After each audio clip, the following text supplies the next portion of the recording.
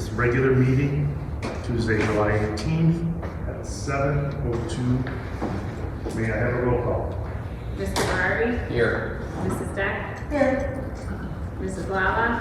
Here. Mrs. McPhillips? Here. Mrs. Theodore? Here. Mrs. Erbach Barnfield? Mr. Tribuzio? Here.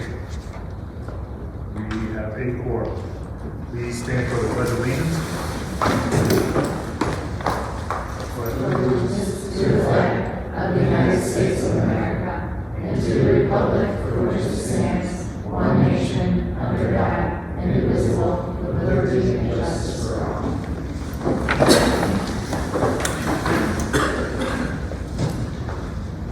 Mission statement. Mission of Norwich School District 80 is inspiring educational excellence in a nurturing environment.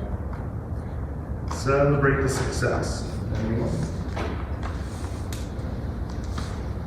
Any recent success? Summer kind of quiet. Oh, summer's actually very, very busy. But for students, it's kind of quiet. We began the Norwood Park Summer School program yesterday.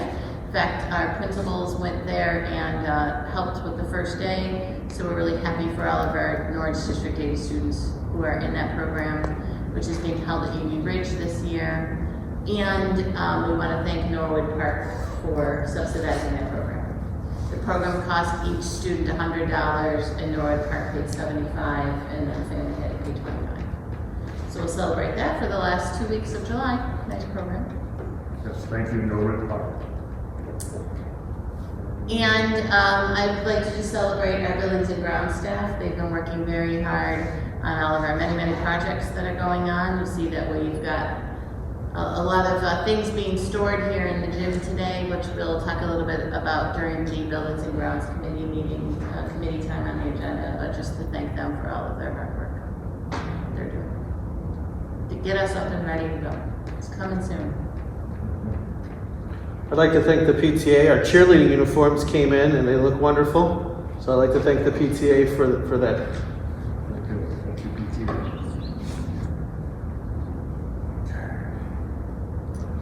I need a motion to approve the agenda as presented.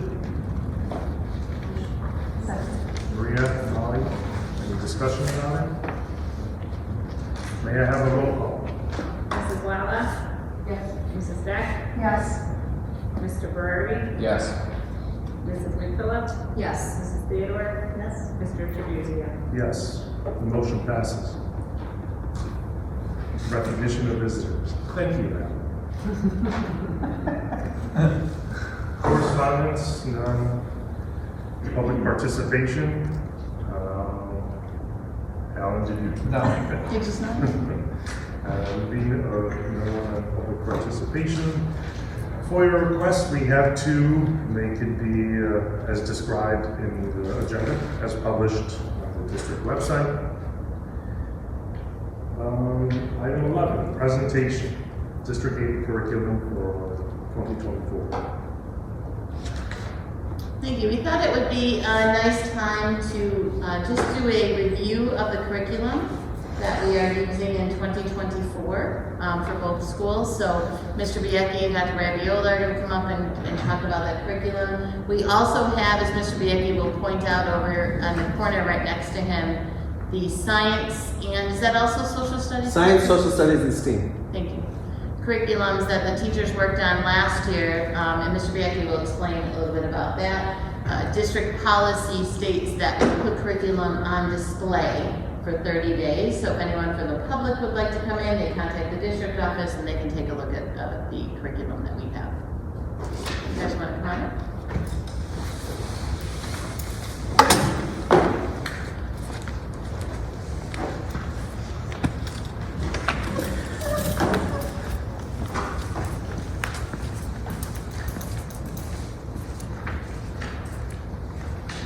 We'll start with reviewing the curriculum and who we use. So, starting with our preschool, we use the creative curriculum, which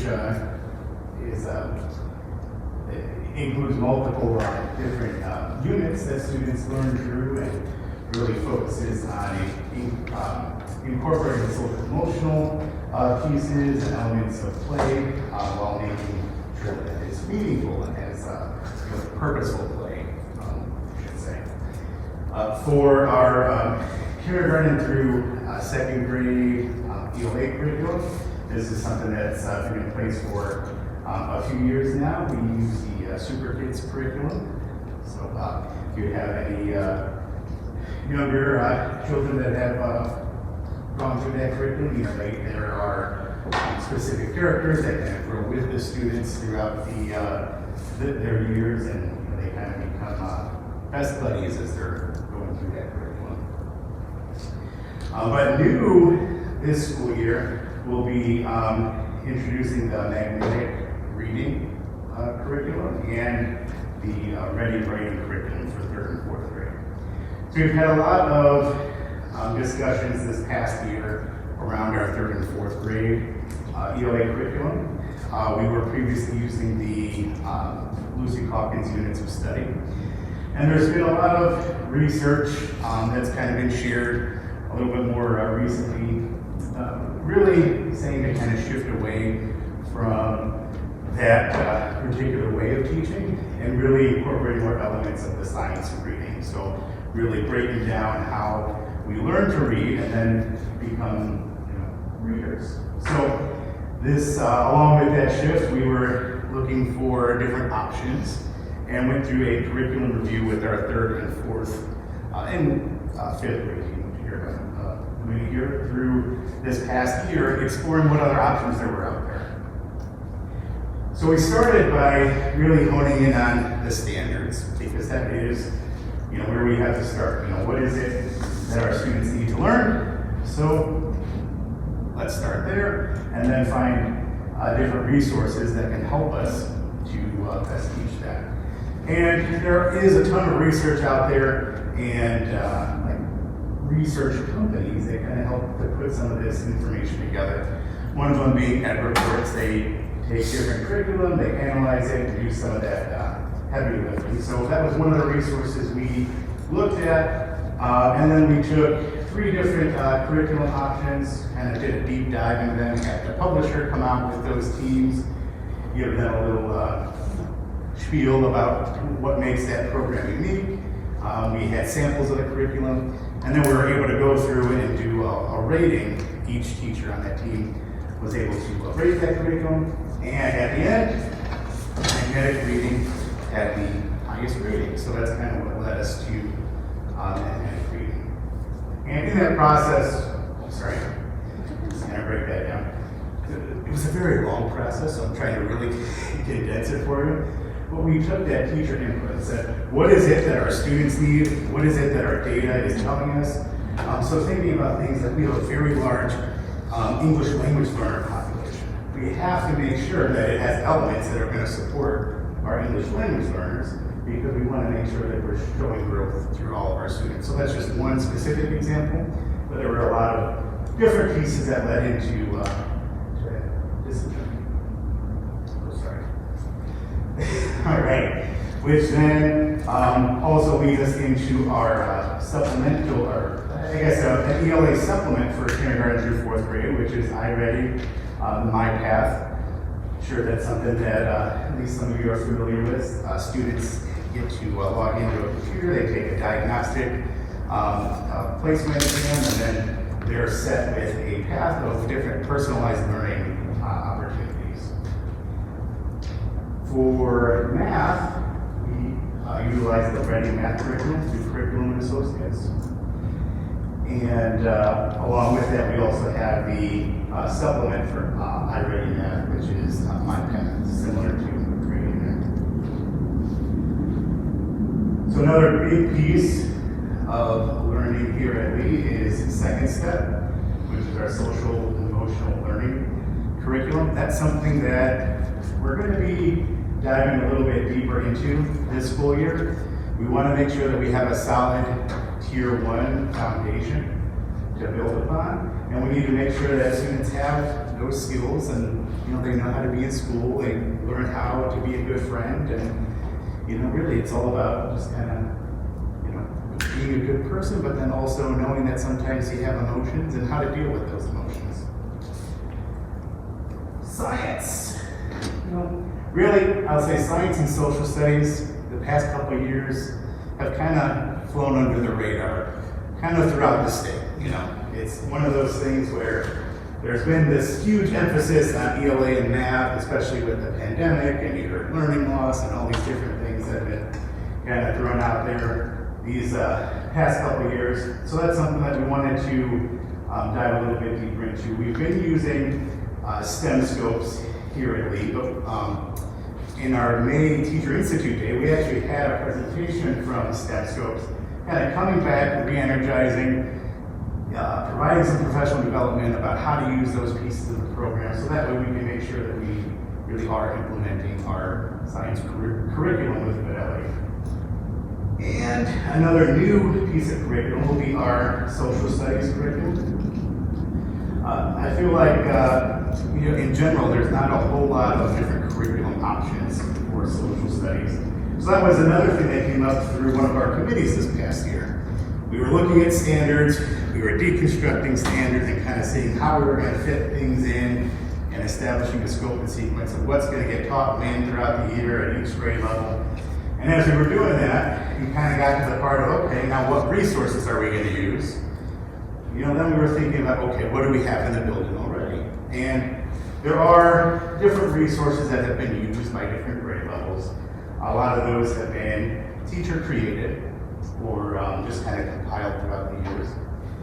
And we thought, well, maybe there's something out there. We actually weren't going and looking at, you know, a curriculum option to begin with, but it kind of led us that way because we found this curriculum that is similar to almost like a Scholastic News. You may see those magazines that come home. Well, it's similar to that for the students, but it also covers all the social studies standards.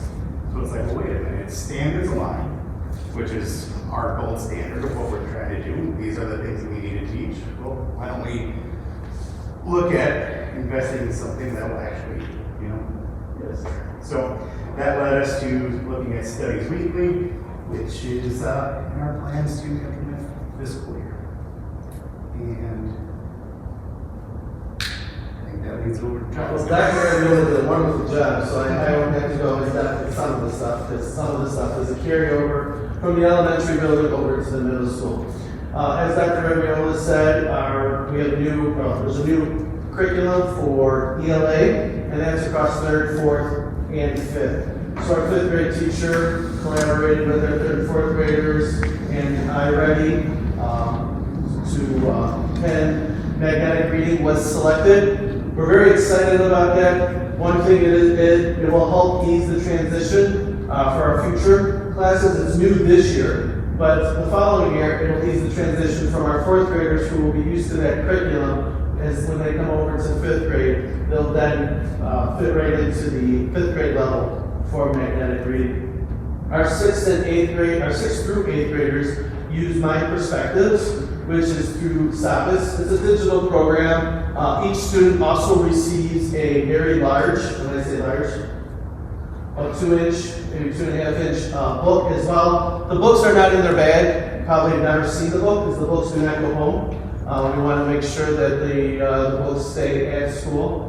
That's what they use for that program. And our 5th grade math, each student we use Envisions, which is through Sabas company as well. And each student receives 2 books for Sabas. First half of the year is used with 1 book, second year is used with another book, and that stays in the classroom. One thing I do want to add regarding the My Perspectives, it's also digital. So they do have a digital copy because every student has that Chromebook, so it's one-on-one. Same thing for math. It is the digital platform as well that our students use, but they do have that paper version as well to help support their needs.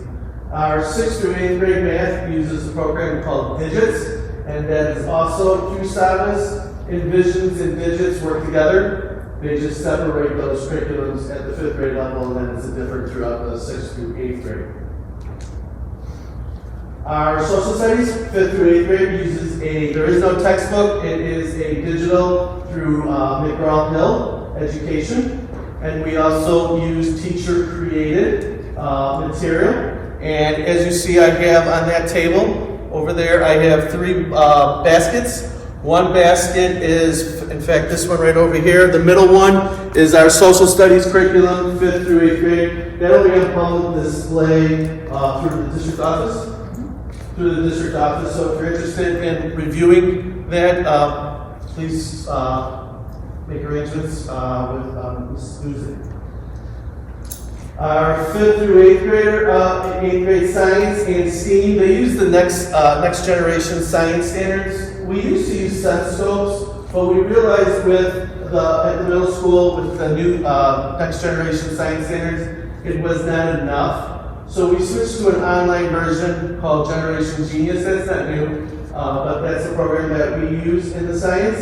And we also have teacher-created material. So you'll see the one closest to Mr. Masters is the STEAM. That's 5th, 6th, 7th, 8th. There's 4 binders in there, one for each grade level. And then on the far basket over there is 5th through 8th grade science teacher-created materials. And then as you see, I have science listed twice because we also use Scholastic magazine as well to support our students in science. And those Scholastic magazine also hits the next generation science standards as well. For our writing, our 5th grade writing, they'll be using Ready Writing, which goes along with magnetic reading. So we're excited about that.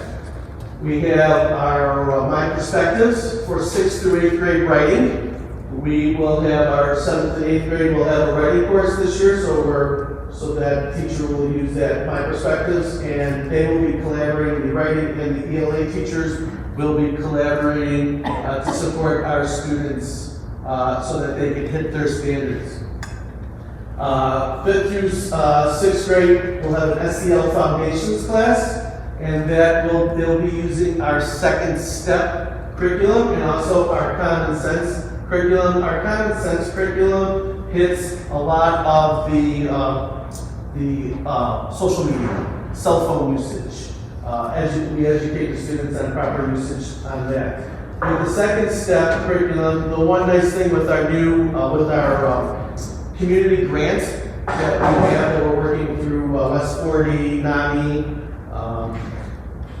and the Park District, the library, we're able to take and with our MTSS, we're able to then go to a tier 2 with students that we see. So 2nd step is a tier 1, all students receive that. But when we notice that students aren't getting their targeted goals, then we've identified these students as needing a tier 2 intervention. Then we'll have pull-out where they can go in and have a reteaching of a specific skill that was not being learned through that first time being taught.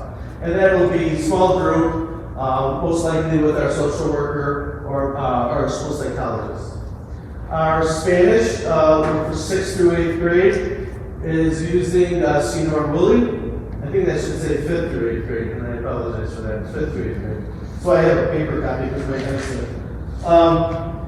so that they'll be using Senor Woolley. It's an online version, so they all have Chromebooks that will help them in their needs. So we're super excited about all that.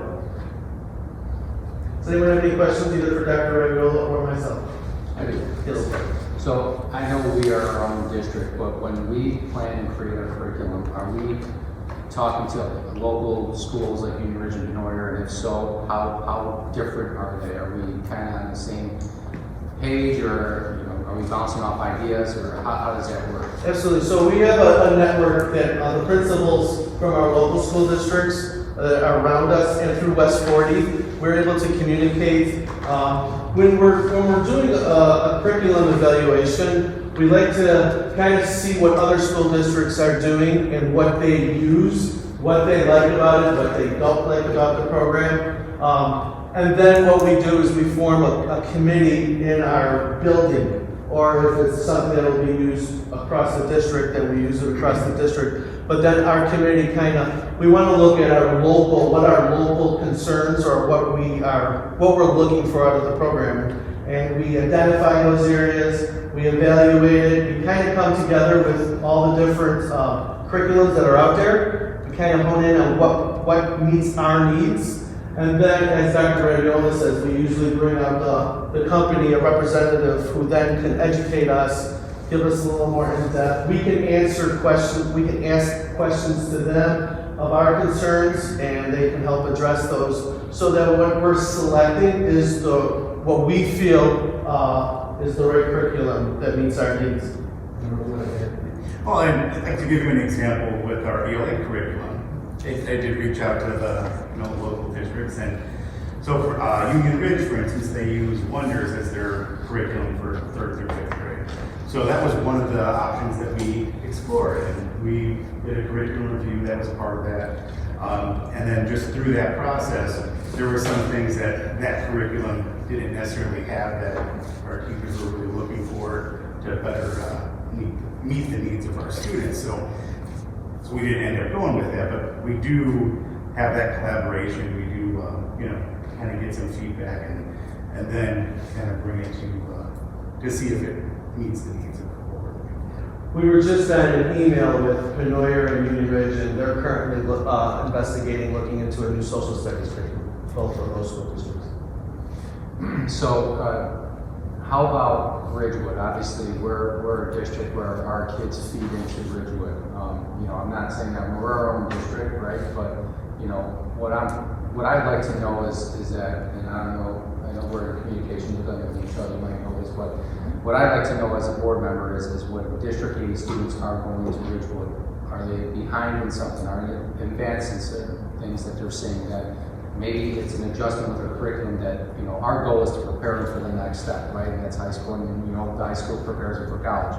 So how is Ridgewood involved in any of this? Do they see, with District 80's coming, feeding into Ridgewood, if there are certain subjects or things we're lacking that we can adjust to make sure they're on par with other students coming in from other districts? Yeah, absolutely. We have a great rapport with Ridgewood High School. We collaborate all the time. Our teachers, our 8th grade teachers, go over there 3 times a year and have discussions on our curriculum, also their curriculum. We want to make sure that we're hitting our targets so that when they do leave 8th grade and they enter Ridgewood High School, they can continue to expand on the curriculum, and that foundation is set, and they could go on. We have, Ridgewood High School comes and will work with us. For example, we have the Power Food Challenge that we do.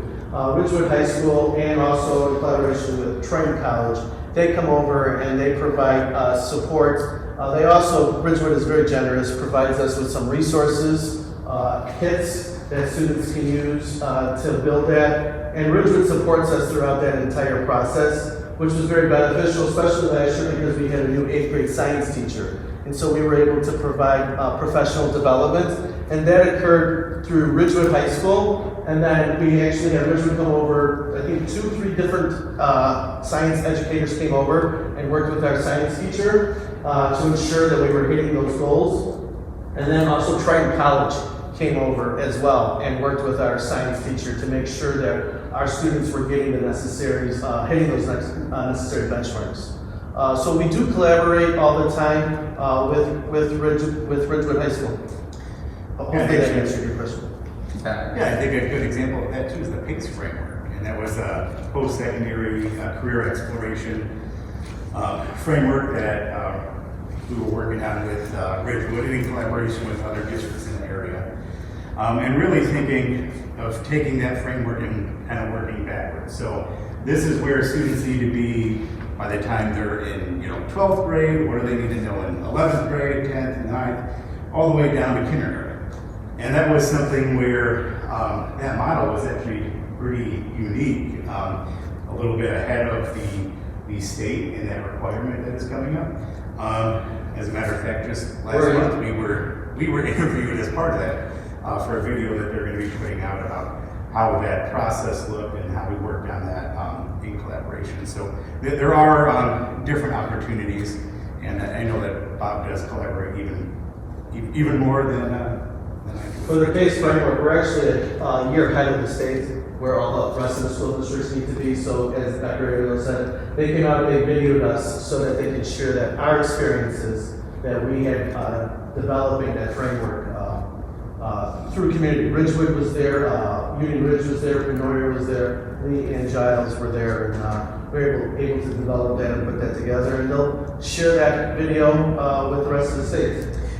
And I do think more importantly than just that particular project, I think was the collaboration piece and how different organizations are working to collaborate in a vertical way, going from preschool through 12th grade and how that looks and how you're able to come together and work together. So I think that's just hopefully just the first of many projects. Absolutely. There is a lot of value to that vertical planning.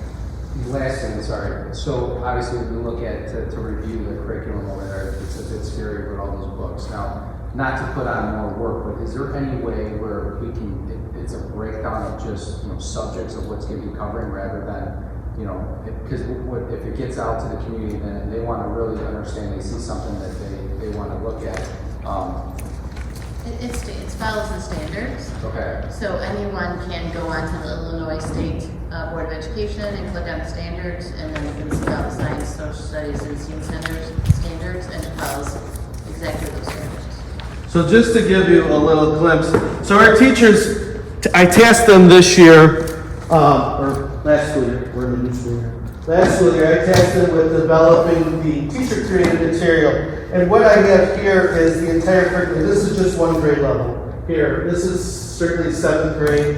And when you open up that curriculum, you will see the scope and sequence, which the units and what standards they hit. And then if you want to see, for example, structure of matter, it'll go here, properties of chemical reaction. So you'll be able to, if there's a certain topic that you're interested in, to learn more, it's very easy access to get to that area of the curriculum. So yeah, what I have here just is 7th grade. So as you can see throughout there's a lot of information, but this is everything that they teach. Worksheets are in here, material that they use, assessments are in here. So there's a whole lot of great resources in here for that teachers use to help educate. Using and for science, that would be the next generation science standards.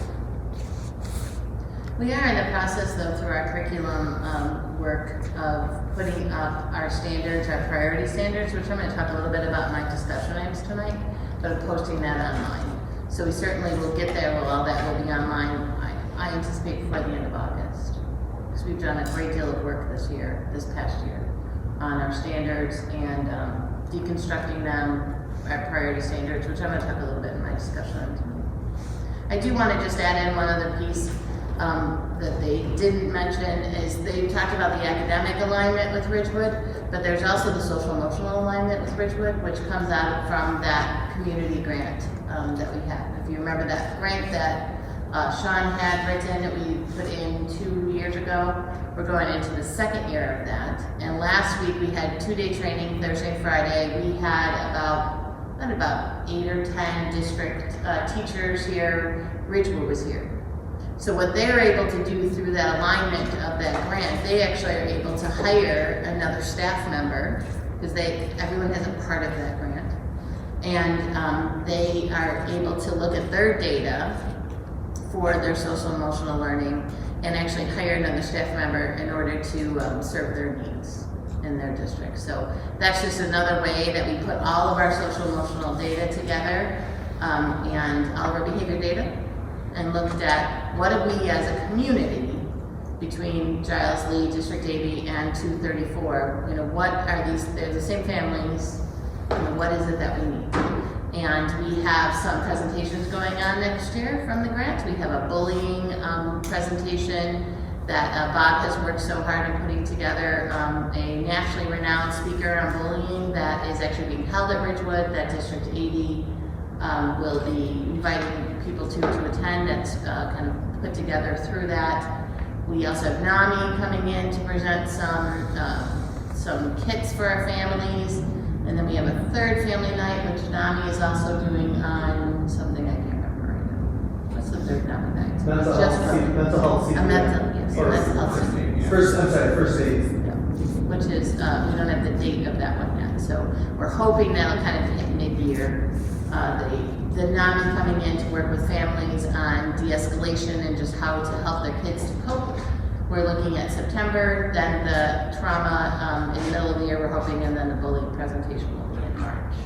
So that's all in cooperation with Ridgewood on the behavior, social, emotional side. We've been looking at all of our behavior together. Ridgewood and ours. About 3 years ago, we added the advisory, where we focus heavily on that team building, executive functioning, and social emotional learning. Ridgewood High School now is going into their second year where they're focused on their with advisories too. So which deal with the same thing. So it's nice to see that foundation is being laid here, and that it continues as they get into the high school. Yeah, well, their needs are different than our needs. They're still behavior, social, emotional needs. They're just like a little different when you get older. But they're supporting their needs through that grant as well. So they were here last week. They meet with us monthly in the community partnership. Along with, as Sean mentioned, or actually I think it's Bob, the Eisenhower Library, the Park District, NAMI, West 40, and Midwest PBIS. We're entering the second year of that grant now, the second and final year of the grant. So, quick question. The curriculum that's out on display, how are we communicating that with parents? So that will be community. I'll leave that to Mrs. Gleason. We have information that's going out to parents on, we're hoping August 1st is the date that we'll have everything in. We'll have that communicated that point, and then hopefully we'll have that website up with that information up with that tomorrow. Can we also plan to just have that available during supply drop-off? Absolutely. or- We have a table at Giles. It's all Giles curriculum, so we don't have any of that Giles. As Dr. Ebliola mentioned, social studies and science are purchased programming. This is actually created by the teachers. They worked on this during early release on Wednesdays. That was their whole year. Because if you recall, we have new programs in STEAM, new materials, new classrooms, so they needed to really build that from the ground up. And what we like best about it is, so if we are looking at a new 7th grade teacher for science, we don't have any holes in our program. They just pick up that next dive and they move on, and that keeps our consistency and the work that we put into the program. Not saying we don't look at changing things, because if something works better, we do, but we don't change the standard of work.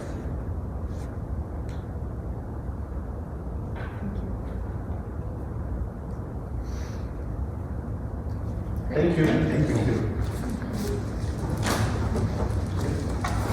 Okay, moving on to administrative reports, superintendent. Great, thank you. I just have 2 real quick items. I want to remind everyone that the 75th anniversary parade for Norwich is August 26th. We have RSVP to have a car in that parade from the district. I believe President Trabuzio is already committed to that, but I'm sure he would like some people with him. Yeah, keep it. August 26th. That's a 4-day celebration in Norwich. I believe it is a carnival type of atmosphere on the land that was formerly Pine City. Thursday, Friday, Saturday, Sunday.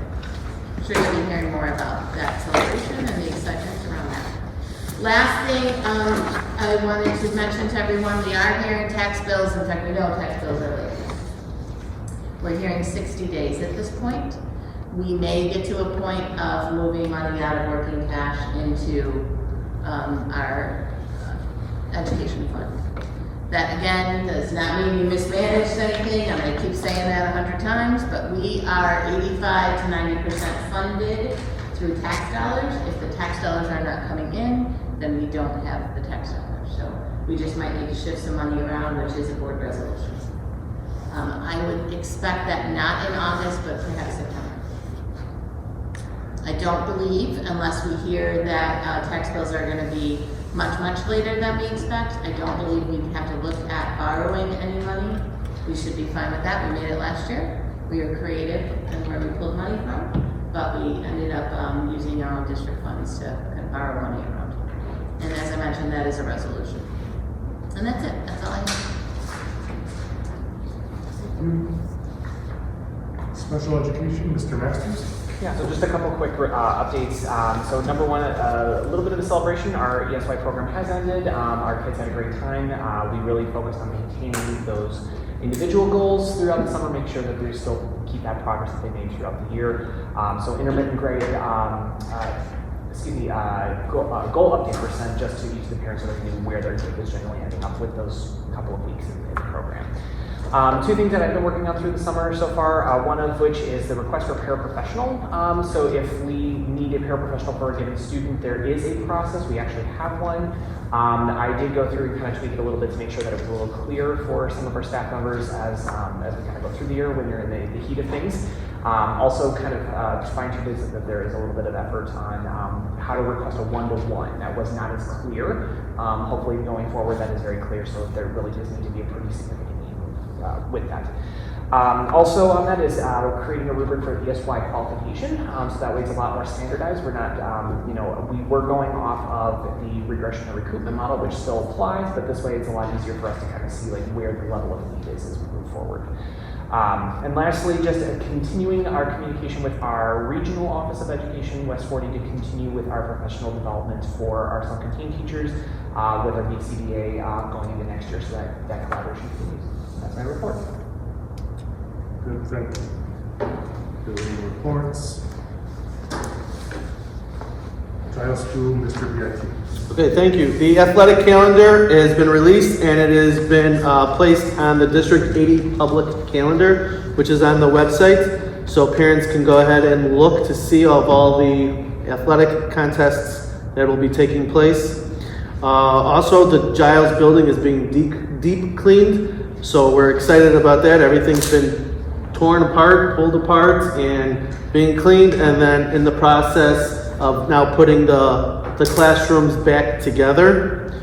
Student schedules are being finalized. As you'll see later in the agenda, we did have a resignation from a 5th grade SPED teacher, special education teacher. So we are currently interviewing for that position. So we're hoping that once we fill that, we can get the name on the schedule and then get those schedules along with a welcome letter and additional information for that is needed for parents to start the year off successfully. We, as administrative team, we are working on the new teacher orientation for our new teachers and then Teacher Institute agendas. We really want to make those first few days of school very powerful for our new teachers and for our current staff. So we're excited about the work that we're putting in for that. And our current Giles staffing needs, we're currently looking for a 5th grade special education teacher, and we're also looking for a school psychologist. And that concludes my report. Thank you. Lee School, Dr. O'Neill. Thank you. So similar to what Mr. Bianchi said right now, there's a lot of work going on in the buildings with getting them clean, but there's also especially a lot of work happening here at Lee right now. So we're excited about that. Preschool rooms are really coming together. Lakeshore was here yesterday, actually getting all the furniture assembled for the new preschool rooms, and we're really excited about that. The work is still going on in the kindergarten and the 4th grade wings, and that's actually why you see a whole collection of furniture in here right now, because there's a lot of new furniture that will be coming in, which we really are excited about. We think that that will it's just a little bit overdue. It'll be nice to see some consistency with the furniture that's in classrooms, but sometimes it can look like a little bit of a hodgepodge of putting things together to make do. So that's something that we're really looking forward to. But along with that, there's a lot of work, a lot of hustle and bustle happening. I know we have some, student workers, or I'm not sure what we'd actually call them, helping out our maintenance staff. Those guys have been, working their tails off, doing a great job, and our maintenance staff has really been working hard. So I just wanted to put that plug in there for all of them. And there's been a lot of collaboration happening with the leadership team. Mrs. Gusick, Mr. Masters, Mr. Biecki, myself, just kind of, putting our minds together, making sure we have, everything, planned out to, make next year or this year. Yeah, we're actually there now. It's July 1st. So to make this year the best that it can be. And, I think that it's that collaboration, that partnership that really, I'm grateful for, to be a part of that team. So, current staffing needs here at Lee, we need paraprofessionals. That seems like that's always, a trend that I've noticed so far. But so if you know anyone, or if you want to spread the word on that, I would appreciate that. You can go to our website and apply on the Norwood School District 80 website. And we are also looking for a physical therapist was on here as well, which I think there may have been some headway on that since. Okay, we'll keep our fingers crossed, but we may still be looking for a physical therapist. So yeah, and that concludes my report. Thank you much. Okay, board committees.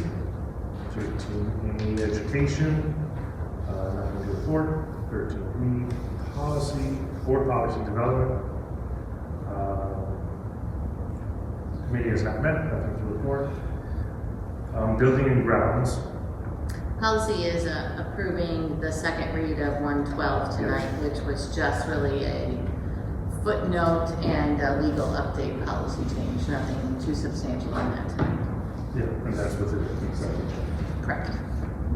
The only thing going on right now. We are expecting 113 to be out in the fall, and we are hearing 113 is going to have a little more meat to it. Some work on wellness is supposed to be a big piece of it, and trauma-informed and mental health. So we'll see what comes out of that. We haven't seen it yet. Buildings and grounds, Dr. Ravioli kind of started some of our, mentioned some of our projects that are still in the works. As he mentioned, the furniture for the preschool started getting unpacked. It's not in its place yet, but it's at least out of the boxes and put together, which is really exciting to see. Lakeshore's coming back, and they'll actually put it into places, put the stuff on the shelves, and get everything organized. The lunchroom bathrooms down here at Lee have been started already. To be honest with you, I haven't gone down there to see what's going on right now, but they are projected to be finished before this first day the students are in the lunchroom, which we have a little extra time with that because the 21st is the first day for staff, 23rd for the students, but the students leave before lunch that day, so really we have till the 24th. That's our first day serving lunch. So happy to get those finished. Those are 2 ADA bathrooms that'll be going down there, and again, really needed for student safety. The offices that are getting worked on right across from the Lee office, we're supposed to be cutting into that wall already, but I guess it's this week. I thought it was actually on the 17th. And in there, they're going to be building 3 smaller offices, a conference room, and 2 ADA accessible bathrooms.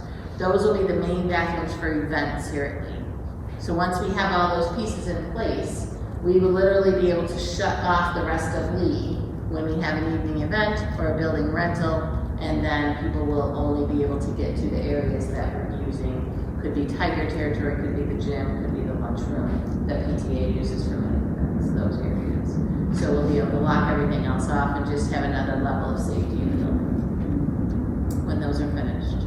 Our kindergarten and 4th grade classrooms are getting facelifts. They got the new lights, which are really great. It's like you're in the Target aisle and you walk through and the lights go on. They also have dimmers, which is really needed in schools since you can't have lamps anymore, so it's nice to have dimmers. The rooms have been painted. I'm not sure classrooms have been painted, not since I've been around, so this has been a really long time since we've painted classrooms. We were part of our life safety plan where the kindergarten bathrooms, all those rooms in that hallway have bathrooms, and they needed drains. So Green Tech is here working on the drains as part of our life safety plan, which is good to get that finished. Other little things that are happening, facelifts on the kindergarten, 4th grade, which are right down the hall, and 4th grade's right up above. facelifts, most of the furniture coming out and replacing furniture in both of those rooms as well. That furniture is scheduled to arrive the first week of August. That's probably a multiple day. They're predicting 3 days of unpacking that furniture. They will unpack it, they'll put it together. I think they're going to use the gym as a staging place, unpack it here, and then move it to where it needs to go. Fire panel at Giles is still being worked on, and they'll be moving over to Lee. The plumbers have finished Giles as far as the turning over all the old galvanized pipe to copper. The RPZs have both been updated, everything is in. The asphalt has been poured by the new gates. So we put in those new gates last year, and then unfortunately with the winter, we could not put asphalt in because of the elements. So that's been put in, so those are not big muddy piles anymore. So that's really going to be wonderful when our kids come back. So a lot of things going on in buildings and grounds right now. Any questions? No, good to hear. Moving forward. Yeah. Next, behavioral intervention, nothing to report. Negotiations and human resources, nothing at the moment. Finance. We were going through. Yep. So we had a finance meeting on July 10th here at Lee, in fact here in this room. And we took a first look at the 22-23 end of the year numbers. And we're really proud to say they look very good. We were projected to be about $440,000 deficit spending, and we're not. We're about $38,000 in the positive, so really great news. I should have been answer that. Is that Just in the, we're about like 200,000. Thank you. 2,000 positive overall. So we're looking very good for that. We're also putting together the 23-24 numbers. It's early, so we're still kind of working through the budget.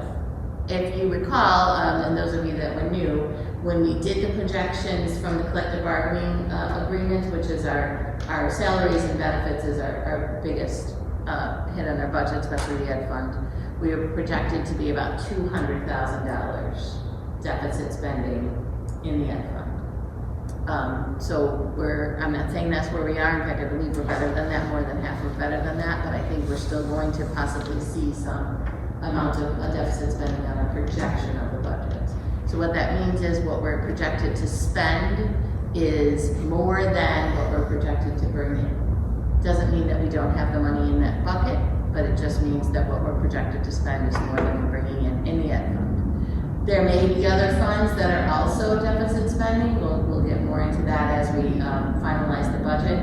However, if you have money like in capital projects, for example, you're not bringing in a lot of money in capital projects. So if you're spending a lot of money, you're deficit spending in there, even though you have the money in the fund.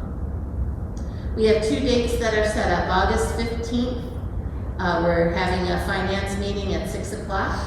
That's another look of the budget, and then we'll put it on display for 30 days, which is what we're required to do. And then on September 12th, we're looking at a final look at the budget, a 6 o'clock meeting as well. And then we would have the budget hearing on the 17th, which is the board meeting. 19th, which is the board meeting. It was suggested at the meeting that the finance meeting become a meeting of the whole, because every single decision that we make has to do with finances. If we're talking about buildings and grounds projects, that's finances. If we're talking even about communication and how we want to reach out and what we want to use, that also has to do with finances. So that was one of the options, one of the things that came up at the July 10th meeting, and I think it's something that the board should consider having everyone. I think currently right now, since our reorganization meeting, Mrs. Deck was the only person on finance committee, but we do feel it's important for everybody to be involved in that and to hear what's happening with the district finances. Agreed. I do think that the finance committee should become a committee of the whole. It's just entirely too important. And when parts of the board are privy to new information, the rest of the board isn't up to speed yet, and we it'd be just good if we are always on top of our finances. But this doesn't mean frequent meetings. All this, I mean, in our monthly meetings, we talk about finance anyway. It's always being brought up. What I do think it would mean though is at least twice a year, and this would be around approaching July, around July, when we're going to take out a new budget, new financial year, and probably around December, we schedule a finance committee of the whole meeting. This could be right before a regular meeting from 6 to 7. If we think it's going to be brief, we can make it 6:30 to 7. Or a separate day, we can figure that out. But for us to represent the community, it's clear as day that one of their biggest concerns has always been finances, and it's wise that we try to be on top of that and as informed as possible. So I'm firmly behind the idea of the finance committee of the whole. When we do the committee of the whole, are we still going to have members in the community? Is that our still plan? Sure. Yep, and I think that's one of the things that the board needs to decide how they want to move forward with that, because I have reached out to the members of the finance committee and the members of communications, which there weren't really members of communication because most of the people that had signed up to be communications are now board members. So you're all kind of here now, and Sam was one of those people at the time. Frank was one of those people at the time. And then also reached out to buildings and grounds people. So interestingly, we started those committees, the extra people on the committees in 2016. So that is a long commitment to expect people to stay, and some people want to stay and some people don't. So I think we have to decide what committees we want people on, how many people we want, and then reach out when we come back to school to families to recruit some new members, if that's what the board would like. With also giving them the understanding that they're open to come to meetings anyway, whatever committee it is. Maybe some people are afraid of the commitment. Maybe they can be made to understand that it's not like a monthly, maybe quarterly finance, like I said, 2-3 times a year. Yeah, we'll have to discuss how to go about maintaining, recruiting community members if interested. I did a little research on that with Neuer and Union Ridge, and they do not have other individuals on their committees. Just Ridgewood does not either. So just we can. Nothing against them. I think it's good to have more people involved, but just so other districts are doing it. So we opened the door to that in 2016, was it? Correct, 2016. So I believe it was for transparency. So is the reason why they don't have community members because there was no interest? Or? I don't know. They just said we don't have that. Maybe I could dig 2016 deeper. was kind of a pivotal year where Yeah. we started going the other way, so. Yeah, 2016 is when we split the schools, when we pulled out of LASIK, when we had all those kind of big decisions that we made at the time. That's when a lot of, President Tribuzio and I were talking about a lot of of how the board agenda functions now was even decided. For example, the putting of bills that we're paying over $3,000 was for transparency on what we're spending money on. So, I mean, we can change anything, we can keep it as it is. If it's doing well and people feel like they're informed, I think that's is our goal. So it's many options. Yeah, I think as we consider the communications committee, I think that's going to do a lot of this as long as show our transparency with communication, getting things out there, and at that point we can decide on I think once we prove that it's out in the public, that we're talking about good, bad, ugly, that's out in the community via communications. I think that's going to eliminate a lot of the stuff that we can change down the road. Yeah, I agree. And that reminds me, one of the things we talked about in the finance committee meeting a couple of weeks ago was the idea of committees itself. Like every month we go through each topic: education, building grounds, negotiations, finance, communications. But anytime one of those committees meet, you end up talking about everything else. For instance, when you're meeting about finance, you're talking about building and grounds expenditures so much that it's halfway to a building and grounds committee meeting anyway. And when you're at a building and grounds committee meeting, you're talking so much about how you're funding everything, so you're halfway to a finance meeting. Negotiations, it's a little more of a closed session type of thing, but a lot of the committees though are really crisscross all the time. So we have some stuff to talk about and only good stuff. I guess the less public drama, the less community direct interest, but that's natural. People aren't worried about as much. Anyway, moving on. What did the last Norwich Park District? Okay. Yeah, communications, nothing at the moment. And Norwich Park District, do we have that? Nothing, but I'm assuming something closed, any updates? For Norwich Park District, Yeah. correct. Okay. But We I will talk have about the contract and I have nothing to report. All right, 14, consent agenda. I need a motion to approve consent agenda items 14A through 14III. Motion. Who's the second? Second. Who? Amanda. Oh, Amanda and Ben. Amanda. Okay, we have 2 motions. Any discussion? May I have a roll call? Mrs. Phillips? Yes. Mrs. Theodore? Yeah. Mrs. Beck? Yes. Mr. Berardi? Yes. Mrs. Lala? Yes. Mr. Trabuzio? Yes. Motion passes. Moving on to discussion items. Mrs. Cruz. Thank you. I'm gonna actually go over to the monitor today and kind of talk from this area, discussion items, at least the first part. So we have some new board members, as you know. So I think it's really important for us to educate our new board members as much as possible on how we educate kids and how the system works. So today I'm going to talk to you a little bit about our district MTSS system, which I know Dr. Reviola and Mr. Bianchi kind of threw those letters out earlier, so I'm going to explain kind of what that is, what we do with standards, and how we educate kids and look at data.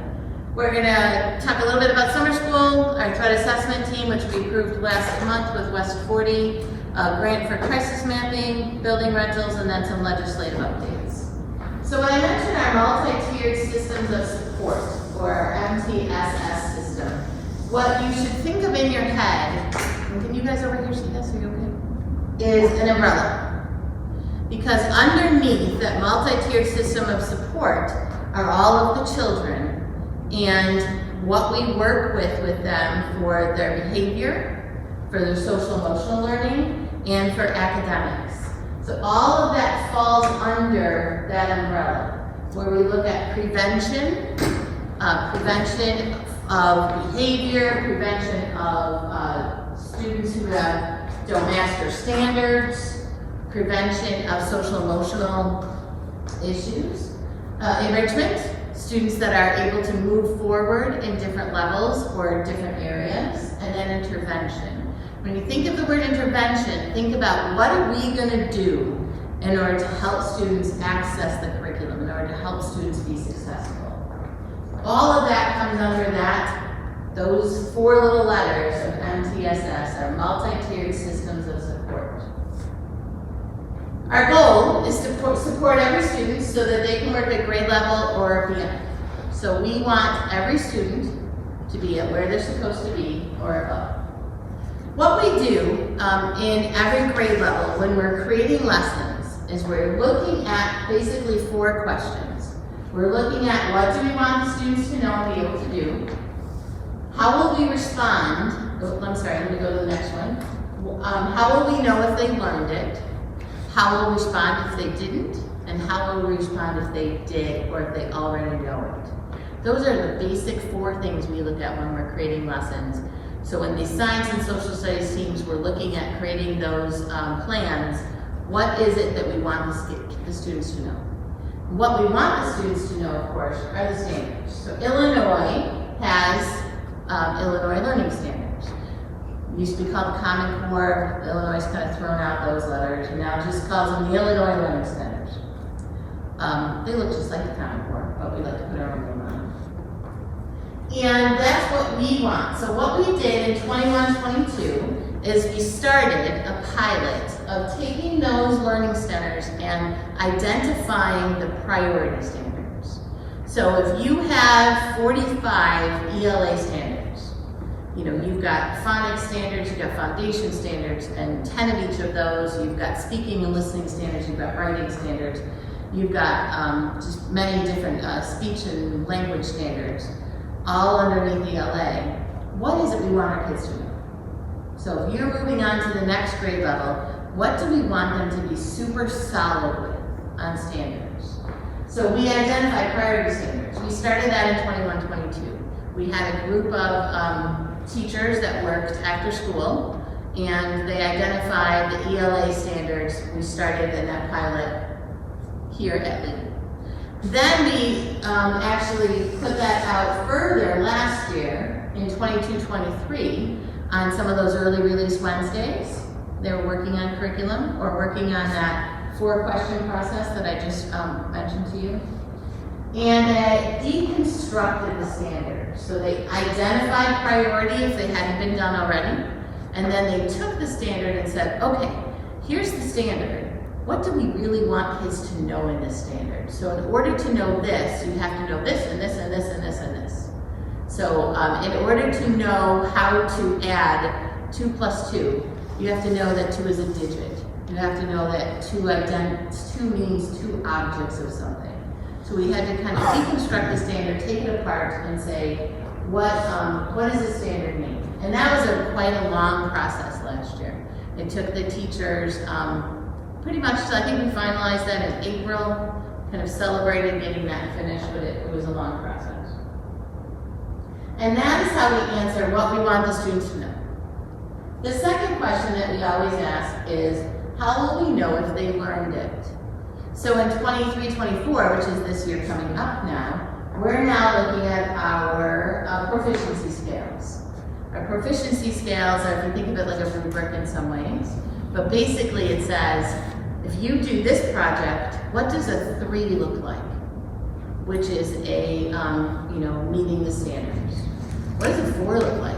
What does mastery look like for that project? What does a 2 look like? And in fact, you have some in between theirs too, like a 2.5 and a 3.5. So we're looking at those proficiency scales. We're also looking at common formative assessments, which we call CFAs, which means that every student in 2nd grade is taking that same assessment. Because if you are looking in that data, everyone has to be doing the same thing in order to compare that. And you look for a couple things there. If, for example, every student gets number 2 wrong, then you have an issue to the core, to everyone. And you have to go back and reteach that. If only 20% of your students get number 2 wrong, then that's a very different thing, because that means you just need to intervene or go back and reteach something to only 20%. So you look at that and try to decide, is this a core issue? That core that Dr. Raviola and Mr. Bianchi just gave to you earlier was the curriculum core. Those are the things that every student is learning.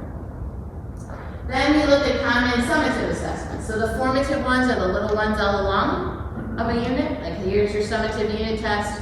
We're going to check to see if you know this here. We're going to check to see if you know this here. We're going to check to see if you know it here. And really, when we get to that summative, we shouldn't be surprised. We should all know where that summative is, because we've been formatively looking at assessments. And that could look very different. That can be a quick quiz, that can be an exit slip that a student does when they're walking out, that can be a conversation between a teacher and a student. That looks all different ways. I can walk around right now and talk to the board members and check in on, you know, what is 2 + 2, and you can all tell me 4, and I can go, okay, you know that, let's move on to the next thing. So that's what our other question we're looking at. That third question is, how do we respond when some students don't learn it? This is where we look at differentiating classroom instruction, or we also look at our tiered system. So when you think MTSS, that whole umbrella of everything, inside of MTSS is our tiered system, or our response to intervention. So important for teachers to be differentiating. So if Kimmy has something, but Frank doesn't, that I can work with both of them on their own level. And then at some points it gets into looking at our tiered instruction. You've probably seen this before. If you haven't, that's fine too, but this is our triangle of our response to intervention. So that big red section there down at the bottom is tier 1. That's what all our kids learn. The core curriculum that Mr. Biecki and Dr. Ravioli just said to you, all of that iReady, those binders that are sitting there, all of our students get that grade. Everyone does. Then we look at targeted small groups. So we take that and we say, okay, what students, looking at our benchmark data, our MAP data, our iReady data, all the benchmark data that we use, FastBridge, and we say, okay, these 20%, or these students, which hopefully ends up around 20%, need this. So we need to figure out what these kids need, which is different than what the kids in the core need, the other kids. Then, in some cases, we have some kids that need a little more. So we think of it as, this is the core, this is reteaching the core, and then the green is teaching more. Usually when you're talking about tier 3, you're talking about individual, more intensive interventions. That's not special education. That just means individual, more intensive work. Can that then lead to special education? Maybe. Or maybe not. Maybe then you put in a 6 or 8 week dose of an intense individual intervention, and then the student is downward and they're back down into maybe yellow at that point. All depends. I think this slide shows it really well because you can see the depth of it. In the green, you can see this is for all students. All students get the core. So if about 20% of your students are receiving tier 2 supports, and then hopefully about 5% of your students are receiving tier 3 supports. We're typically within these numbers also. I can't tell you what they are right now. We'll benchmark in September, and we can share that data with you if you like. That's probably something, if you ever want to get into the education group or committee, that would be a good thing for the education committee, but we can do it as a whole as well. So you never take away the core from anybody. So even if a student is receiving tier 2 interventions, they still receive the core. You can't take them out of ELA in order to receive another layer of ELA. They receive the main layer, then they receive something else. So the question is, when does that happen? Because as I just said to you, we can't take kids out of the core. So at Lee, they have a period that is called WIN. It's called What I Need. And what they do is they take the whole grade level and they say, okay, here are the 100 kindergarten students. This group needs this. So they're going to go off with this teacher at this time during that period, and that teacher's going to do that with them. But this group needs this. So they're going to go off with this teacher at this time, and that's what they're going to work on. That focus is working on the standards. So you're looking at the standards and you're saying, what a standard is it they need to be working on? And you make, during that What I Need period for ELA and for math, and this is the first time this year that Lee is going to have a What I Need period for math. It's a difficult thing to get into the schedule, because something has to take away from something. You know, the day is just so long. So if you want to fit in different parts of the day, you don't want to cut the core, because you want to keep ELA and math core as strong and as long and as big as you can. It's difficult to fit things in. So this year, Dr. Rabiola and the building leadership team have worked on putting in that second period. So they have one period a day for ELA, and now they're going to have a second period for math. And why that's so important is when you look at our scores, you look at our data, math is an area that we have needed to put attention into. Math for the last few years, many years beyond that, has been an area that we need to focus on. So that is adding into LEE this year. We also have social emotional groups that are coming together. So as they mentioned, we teach second step. Everybody has second step, which is the social emotional learning, but we have students that don't learn that the first time. And that may look like a behavior that is exhibited because of that learning. So now we have a system we're putting together, which is what we worked on last Thursday and Friday, to say, okay, if this is what's happening and this is what that student needs, then they'll go to this group. And putting that system together is just a great task. We have a tier 1 and a tier 2 teams for academics with the teachers that meet on those early release Wednesdays, and also a tier 1 and a tier 2 team for PBIS with the teachers that meet on Wednesdays. So one Wednesday a month is our committee day. Teachers all are in different committees. They go off and they work on those systems, putting it together. So not looking at individual students at that point, but looking at the aggregated data. Okay, we have 10 kids that need to relearn digital citizenship at Giles because they have had minors for cell phone usage or going onto something on their Chromebook that they shouldn't be. So what are we going to do for these 10 kids? And we create a system of time to meet. And as Mr. Biecki mentioned earlier, that's usually with the social worker or the psychologist, but doesn't have to be. When you're reteaching, that could be anybody who is in the building. It just happens to be them because they're more available. So that's why it gets into those two. We also have opportunities then for classroom and after-school activities. Lee had a pretty extensive after-school tutoring going on, which we use the Cures grant for. We're extending that into Giles. Now, can we force people to stay after school? No, but if they're highly, highly recommended, then we're hoping that parents will take advantage of that. It's no cost, we'll use the Cures grant again, but that's just another way that we can help because that day is just what that day is. You can't pull kids out of so many different things. On the Giles side, they also have a win period. However, they have one win period that's right now ELA and math together. The issue that comes up is if you need an ELA intervention and a math intervention, how do you do that? So that second part of there is they focus on the standards and they look for other times students can be pulled. When they had academic interventions last year, we pulled kids out of that. In some cases, students were not in Spanish because they were working on interventions, especially if we're talking about a tier 3 intervention. So if you're still working on tier 3 interventions for ELA, maybe Spanish isn't the best place for you. It's really an individual situation and discussion, and we involve the parents in that discussion as well. As I mentioned, we are looking at classroom after-school activities. We're looking at definitely this year, one of the focuses is inside the Giles classroom that they're working on some of those groups in the classroom so that that math teacher is seeing from her common formative assessments and her summative assessments the need and pulling those kids and saying, let's work on this right here, right now. Ultimately, that's what you want is that tier 2 inside of your classroom.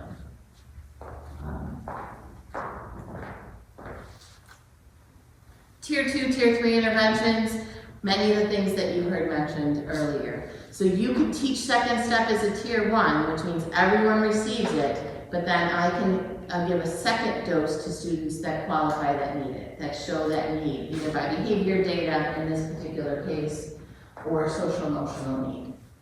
If it's a student that is having math intervention issues, then they might go into the iReady and meet with a group working on those skills. If they're having some issue with ELA, with reading, they might have Foundations, Wilson reading systems. So a lot of different things that could be offered, but we put that system together in order to then look at that data and say, okay, this chunks of these kids go into this intervention. And it just becomes a very big system. This is really the first time we're working on this system, putting this system together. And it's a lot of work, but it's really exciting. The last part of it is how will we extend the learning for students who already know it? This is a work in progress plan. We have some things in place, but we don't have enough. This last question of, okay, so I'm going to pre-test this math chapter, and what do I do if Kimmy got 100 on that test before I even taught it? I now have to figure out something else for Kimmy. Because for me to be a responsible teacher, having Kimmy go through learning that same thing that she already knows is not treating her the way she needs to be treated. So offering inside the classroom some differentiation, saying, okay, you know this, I'm going to give you this now. Let's challenge your thinking. Instead of just having kids that go through the motions, I'm going to say, and I hope that doesn't sound too negative, but I'm being honest.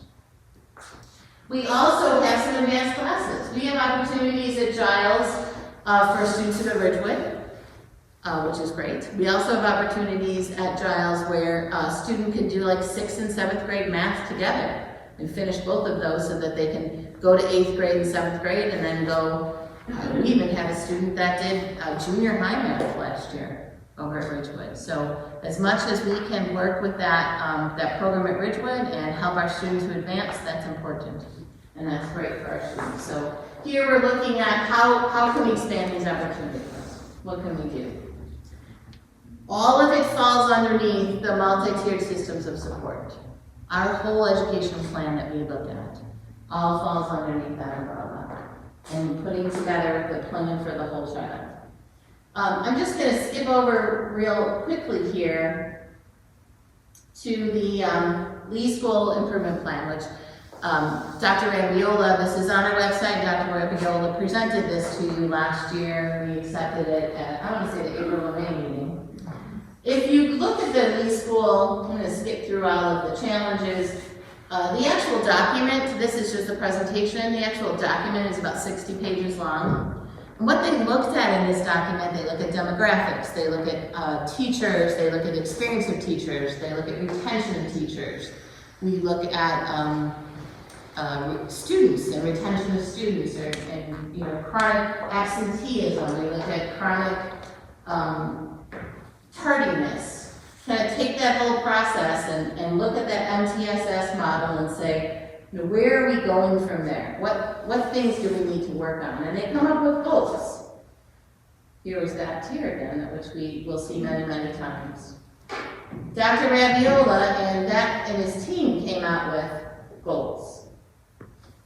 Basically 3 of them. A math goal, 70% on the iReady math test, 70% of the students making their individual growth.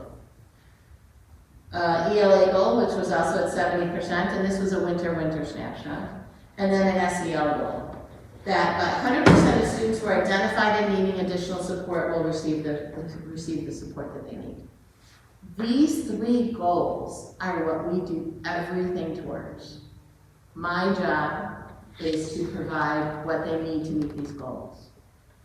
My job is to help them to realize how they can get there. What kind of supports do we need? What kind of time do we need? How do we put this all together? Because this is the whole crux of what we do on these 3 goals. 3 times a year, after we have data on these, and there are action plans, very specific action plans, like how are we going to get there? We don't just say, okay, we're going to put this goal up, and we're going to say, well, we hope we get there. We'll see what happens. No, we have to backwards plan that. We say we want to be here, so if we're going to be here, what has to happen before we get there? What do we have to do in September to get there? What do we have to do in October to get there? What do we have to do for professional development? What do we have to do for families in order to get there? When we look at all of that data and the challenges that we have. I'm gonna go back to that one slide, I think is actually after. In order to get there, we look at all of those different areas. This is not a quick one-year process. When you're looking at true change in a program or true change in a school improvement plan, you're talking about 5 years. Right now, we have 1 year of data, right? We're here. What that data is going to do next year when we do it, we don't know. But let's say it goes down. Let's just say it goes down. We still don't know what is happening with that plan, if that plan is effective or not. We have to keep going. We have to relook at our plans. We have to relook at our action plans and our action steps to see this constant looking and constant movement. And they will present to you 3 times this year on where they are with their goals and where they are with their action plans. That's the area that is what we do, it's what we're here for. Those updates that you receive from the building principals or the BLT team, it was the whole BLT team that was here to present these to you. And again, I don't remember where it was on May, so I apologize. Is the plan of the school, of the district. So again, these are all online. Every discussion presentation that I do at a meeting, I put online under Board of Education, under presentations. But these are online under the schools. And you'll see those same goals. Of course, a math goal, an ELA goal, and a social emotional goal that are also going on at Giles. Giles are a little bit different. They are 72%, 70%, and then looking at a reduction of the repeat minors and majors through their PBIS report system.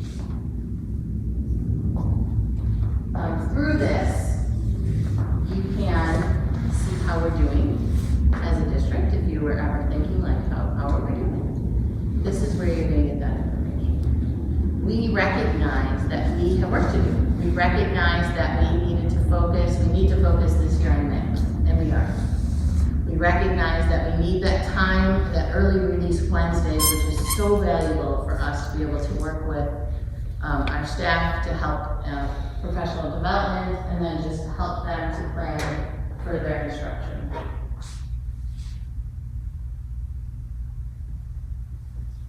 That whole model is everything that we do here, and those school improvement plans lead what we're doing with our resources, with our people, who are resources also in every decision that we make. We're constantly going back to how is that going to help us in our school improvement plans whenever we're making plans. And we've been very, very productive this month of July. We've been meeting every morning, and we've been putting a lot of really exciting things in place.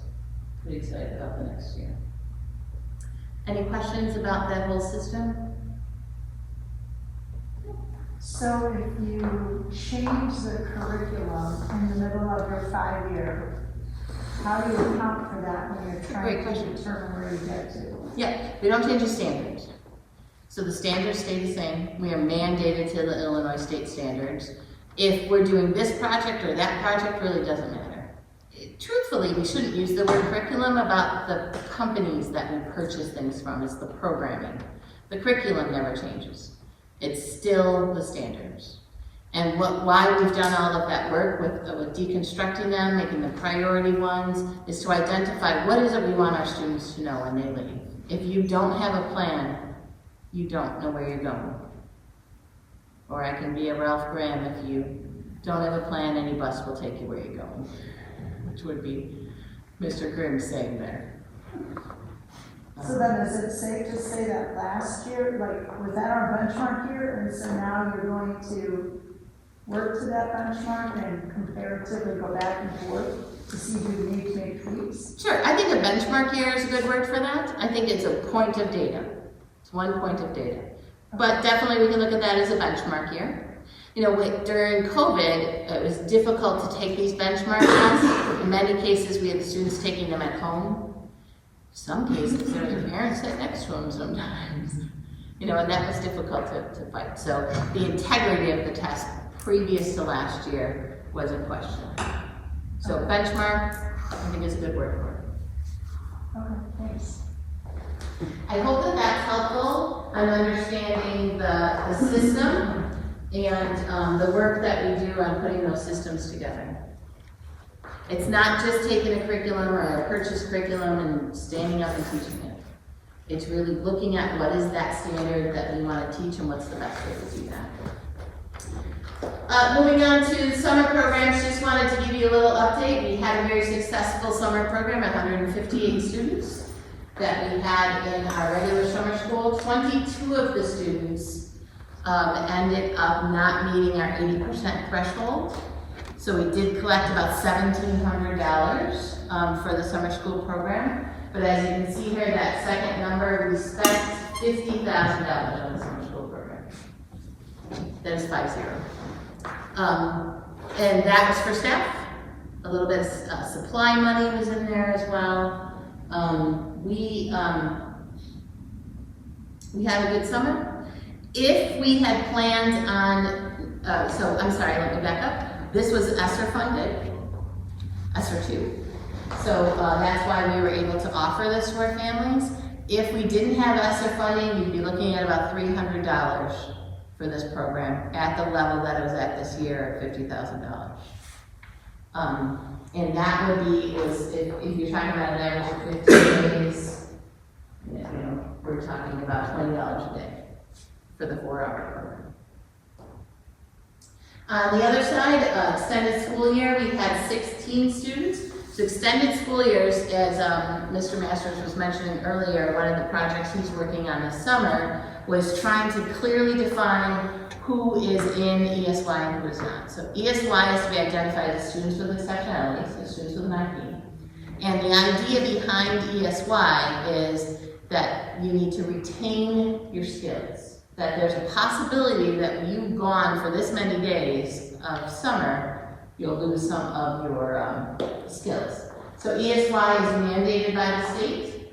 We have to offer ESY, we have to fund ESY. So no matter what happens with grants, ESY is something that we fund. We can fund it through IDEA, which is our special education grant, but it still has to be funded through us. Next year, we have summer school in ESSER 3. That will be the end of the cliff of summer school funding. So I think I will present to you and we will need to start maybe thinking of 50-50 on summer school. I think that we can get the budget down some and we can make that a little tighter and then maybe look at the parents contributing some part of summer school. I think we're not going to know until we try it, so next year would be the year to do that, because the year after we won't have any funding outside of district funds. And that's what I said, we proposed 50%. So summer school 2024 is ARP, which is ESSER 3. Those two words are the same, ESSER 3 and our ARP funds. I met with West 40, remember last month in June, you agreed to the intergovernmental agreement with the threat assessment study from West 40. So had a great meeting with them. Here's our plan for the year with West 40. They're going to be coming out on July 30th for a facility study. So they're going to come in, flood our buildings, they're going to walk through with both of our principals, they're going to look at our entrances, our exits, our doors, our systems. They're going to look at it, how we lock doors, how we don't lock doors, where the students come in, how many students are coming in the doors, just the whole movement of the building. And then they're going to create a report for us with what they feel we're doing well and what we can improve. They're also going to be working on our procedures, looking through our procedures and our processes. So they will look through our threat assessment plan. They will look through all of our plans when we meet with students. For example, if a student needs a threat assessment plan, so a student says something or makes a comment about self-harm, that we have protocols and procedures for that. They're going to look through those to see if there's something that we can improve on, also point out what we're doing well, and then just make a whole recommendation for comprehensive safety. I'm actually really excited about this. I think that I have attended a few webinars and a few sessions last year on safety, but I think it's a whole different level when someone comes in and looks at what we have and what we're doing.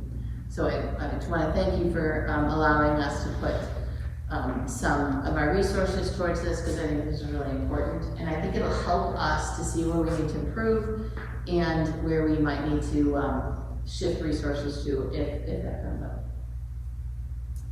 One thing I wanted to mention to you, and I put it in a separate place, and it's not on my discussion item, but it kind of goes along with the threat assessment. The state, in the state budget that the governor has signed, has a grant. I'm understanding that they'll have money for every district for crisis mapping, which is great. Crisis mapping, looking at our buildings and mapping out if there was a crisis, where would we go, how do we do that. One of the plans that the admin team has is really fine-tuning our reunification plans. We talk about if something happens, we'll go here, but fine-tuning those plans. And Crisis Go, which Mr. Viecki works so well with, and he's heading this up, has a lot of great resources for us on tracking students and where everybody is, so it's really great. So we'll be getting we'll be applying for that grant once it comes out. The next item I have on here, and I've mentioned to you in one of my discussions before, is I think we need to re-look at our building rental agreements. I'm not asking anything to approve anything tonight, just more to have a discussion or consider the things that I have up here. What we've been saying is if someone is a non-profit, I'm struggling with what non-profit means, because non-profit to me, so if Ridgewood came in and said, hey, can we use your gym? I could see that as giving that to Ridgewood without a charge. They, of course, let us use everything that they have without a charge. However, if a person runs a basketball league, and while they're not a profit, they still get paid, that coach gets paid to come here, that feels different to me than a school district or if a religious group wanted to come in. So I'm proposing to kind of not use those words anymore when we look at our building rental. And instead, we simply look at if 80% or more students are District 80 students, then we still charge a $25 rental fee per the event. Not by hour, but just the event. I just feel that this keeps, it kind of lets everyone put something into it. And I know the board's goal is to open up our schools and be much more of a, to the community as we can. I just feel that as I've gone through these last 2 years, I think putting something on that other side is important. And it's certainly not going to, we're not gonna make money off of it. It's just something added in for the rental that kind of makes people think and put something into it themselves. If a group is not 80% District 80 students, then I am recommending here or suggesting a $50 per hour. That is something that Union Ridge and Penoyer both do. I will share with you, we had a group last year that we charged $25 a day, that Penoyer charged $50 an hour for the same group. And I don't think we should continue that. So this group was not 80% in Orange, and they rented out the gym 3 days a week at Giles, and so I'm suggesting we move up to that $50 per hour in that situation. And then I feel that we do have some adult groups that do rent, so these are the particular one I'm thinking of right now, a group of parents of District 80 students, and I think we should continue that at $25 an event, so $25 a day, not an hourly rate for them. That is what we have been doing as well. What questions do you have about building rental? So, I know we talked about it, and just refresh my memory. The $25, how do we come up with it? That was before me. I think it was random.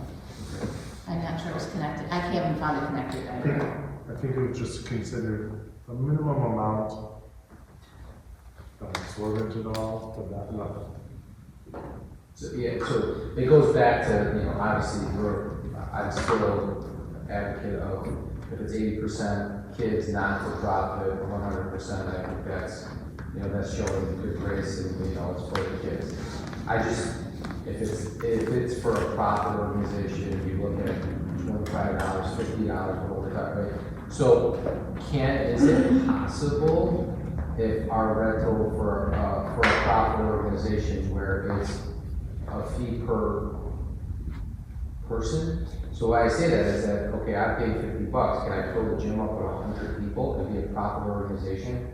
You know, where do we draw, you know what I'm saying? Like, so can you say, hey, if it's a larger group than 10, it's $5 a person or $10 a person. So especially if you're a profit. So if I'm running a camp and I know every kid's paying $30, I can fill this gym up with 100 kids and it's going to cost me $50. You know, that's the only thing that I'm looking at, you know, if that's possible. When they sign up for it, you ask how many people will be using it, and if it's a number above 10, 15, it becomes a different rate, because like I said, they can fill up the gym with 100 people and pay $50 and, you know. Sure, I can ask that. I mean,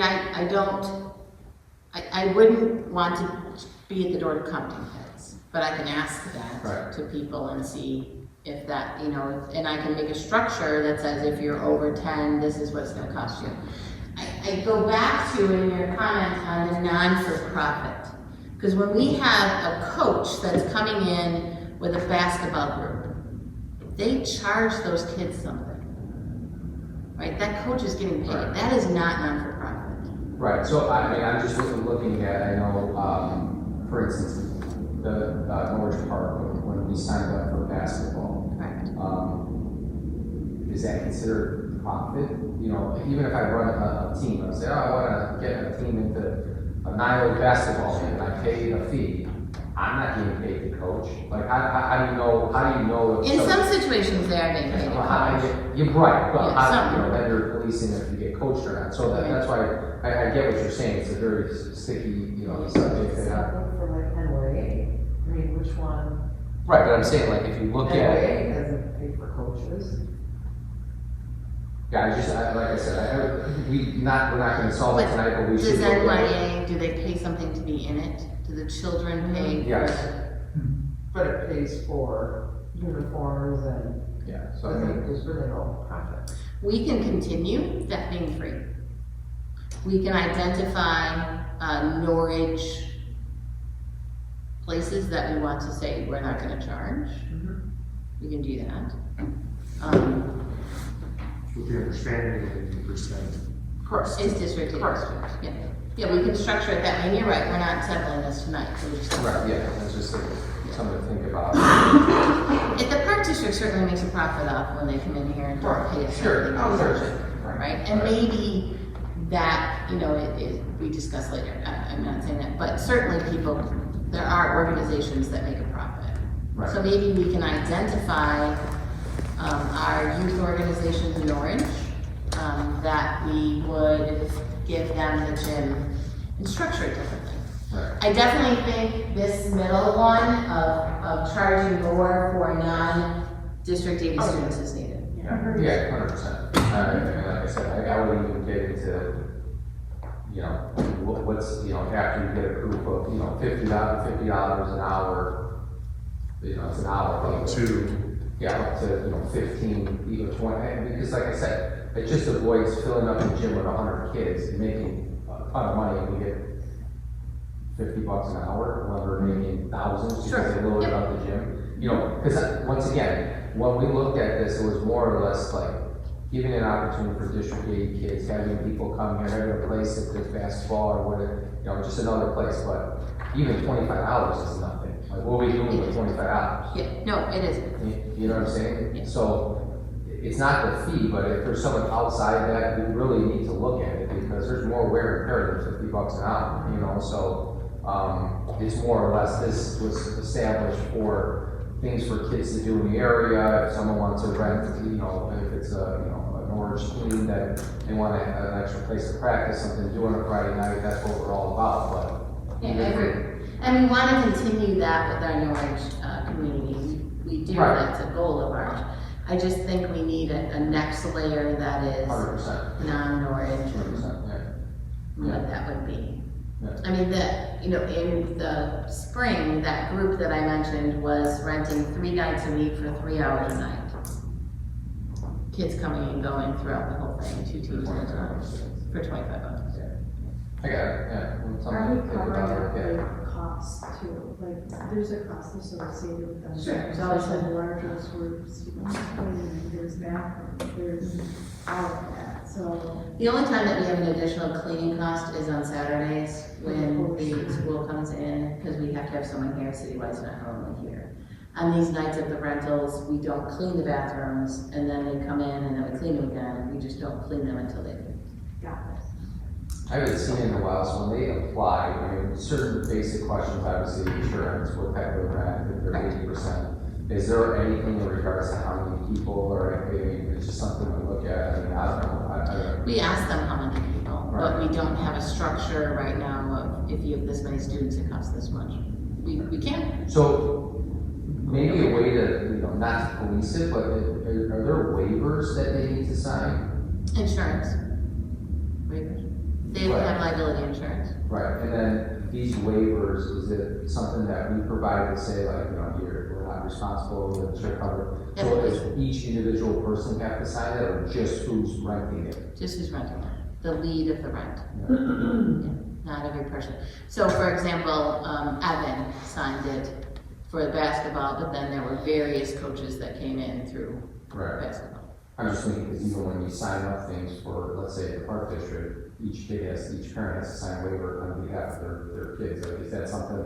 We could build a waiver in for the Yeah. students that are coming, or the kids that are coming in. Right, just, I mean, because that would be able to, once we get those waiver sheets, we'll know how many people are, I mean, it's just a thought, I mean, it's something, if everyone's on board with that, like I said, Even finding a way to ask the question of number of people involved, inserted in the waivers, I don't even know how. But It's on the contract right now, which we do need to revise the contract a little bit, but it is there. Yeah. The contract just isn't real friendly. And I've been looking at a lot of contracts, it doesn't need to be so complicated. Oh, yeah.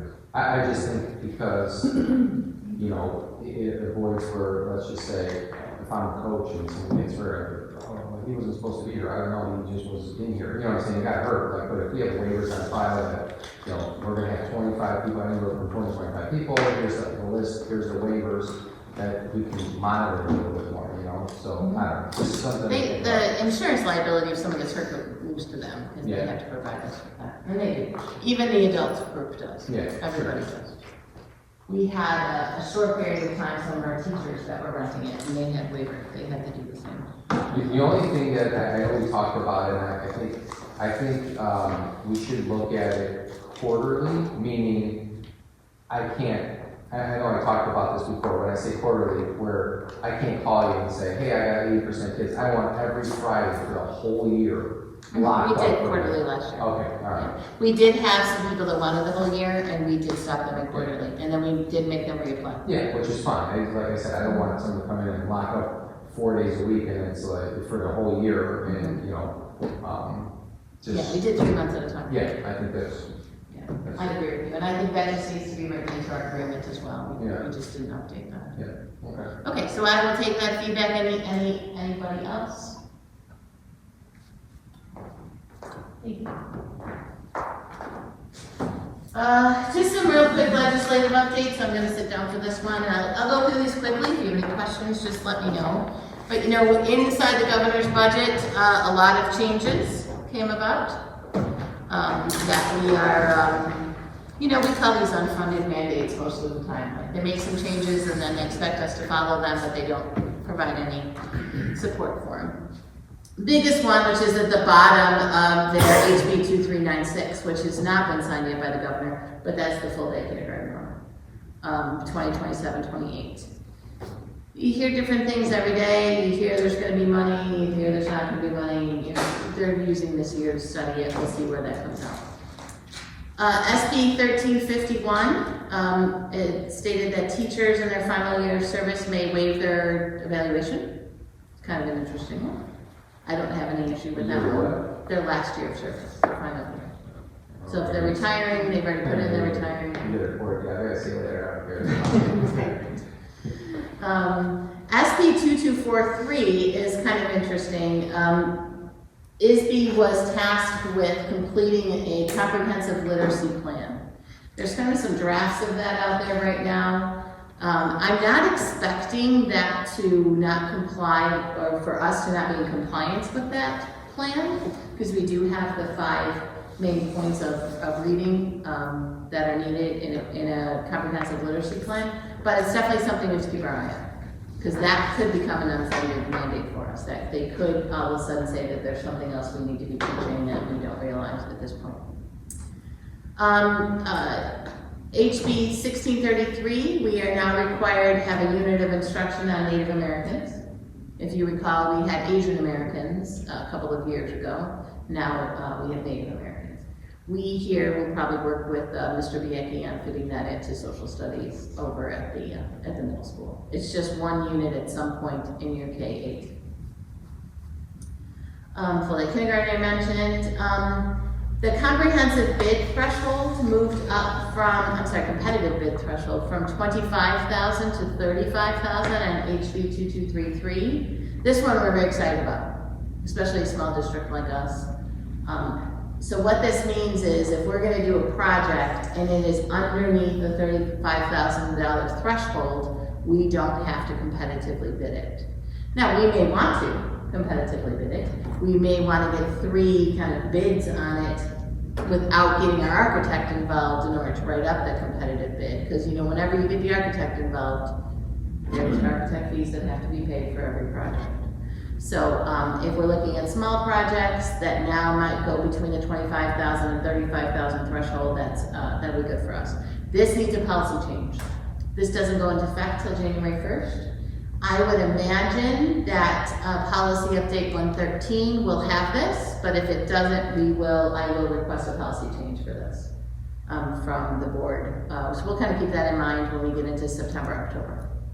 And then the last one up there, required staff trainings. There are 3 different House bills, 1561, 3116, and 3698. Various kind of different staff trainings that we're looking for. One called Stop the Bleed, which talks about tourniquets and if there's bleeding going on in the classroom. The 3698 is actually kind of exciting for teachers and for us. This one states, and it hasn't been signed yet, but it states that teachers have to complete these trainings in cycle with their renewal of their license. So right now, we have some of the required trainings, I don't know, would you say there's about 17 required trainings a year that teachers have to do. Some of them are 1 year, some of them are every 2 years, some of them are every 3 years. And that becomes an administrative task of keeping track of all of that. So if they do move to HB 3698, then that'll be just much easier. The teachers will have one time during that 5-year license time to complete those required trainings. Some of them, I'd be surprised if they only moved it to one time, like training for abuse is a yearly that everyone must do within the first 30 days of the school year. There are other trainings that are yearly that must be completed during the first few days of the school year. We do, by contract, by collective bargaining agreement, the teachers have 2 hours on one or both, a total of 2 hours, those institute days at the beginning where they can be working on these trainings. Other than that, that's on their own time. It's part of their professional practice. And we do hand them out, we'll be getting them out to the teachers soon so they can do them over the summer if they want. If they don't want to do them over the summer, they can do them when they get into school. The 2 hours do not cover the amount of time that it takes to complete it, but that is, again, part of your professional responsibility as a teacher. So just giving you some of the updates that we're looking at down the road. Obviously, one of the big reasons we look at them is to plan if the budget needs to be looked at or if we need to plan for our finances, which the biggest one on here is the kindergarten. And that is my discussion item. I know that was a little long tonight, but I felt that it was really important for us to talk about those things. Thank you very much. Any board comments? Okay, I need a motion to adjourn to closed session to discuss the appointment, employment, compensation, discipline, performance, or dismissal of specific employees. 5, the purchase or lease of real Yeah, that's legally written. property for the use of the public body, including meetings held for the purpose of discussing whether a particular parcel should be acquired, and review of closed session minutes. Can I have a motion? Motion. Second. Molly and Amanda. Any discussion? May I have a roll call? Sorry, can I just clarify, was that Molly first and then Amanda? I'll be second. I think you were second. Thank you. Mrs. McKillop? Yes. Mrs. Deck? Yes. Mrs. Theodore? Yes. Mrs. Lala? Yes. Mr. Berardi? Yes. Mr. Tribuzio? Yes. Motion passes. Please meet in Tiger Territory at 9 p.m., 7 minutes from now. May I have a roll call?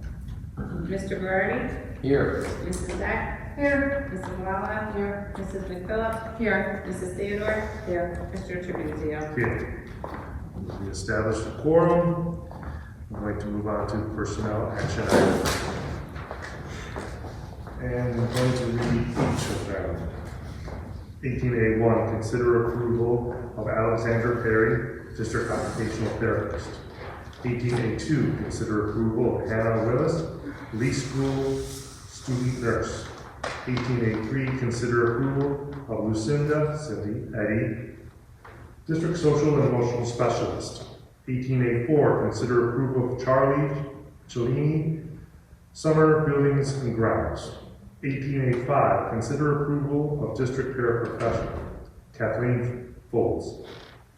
18B, resignations. 18B1, consider acceptance of the resignation of Dawn Andrzejewski, Giles School Special Education co-teacher. Reassignments. 18D1, consider approval of district paraprofessionals compensation for year 2024. 18D2, consider approval of district nurses compensation for year 2024. 18D3, consider approval of building and grounds worker compensation for year 2024. 18D4, consider approval of district registrar and accounts payable position job description. I need a motion to approve personnel action items A1 through D4. Motion. Amanda and Marie. Any discussion? May I have a roll call? Mrs. McKillop? Yes. Mrs. Lala? Yes. Mr. Berardi? Yes. Mrs. Deck? Yes. Mrs. Theodore? Yes. Mr. Tribuzio? Yes. The motion passes. And now for board meeting reflection. Most of us goes in. Everyone's turned it in. And now I need a motion to adjourn this meeting at 11:07 p.m. All in favor? Aye. All opposed? The meeting's now adjourned.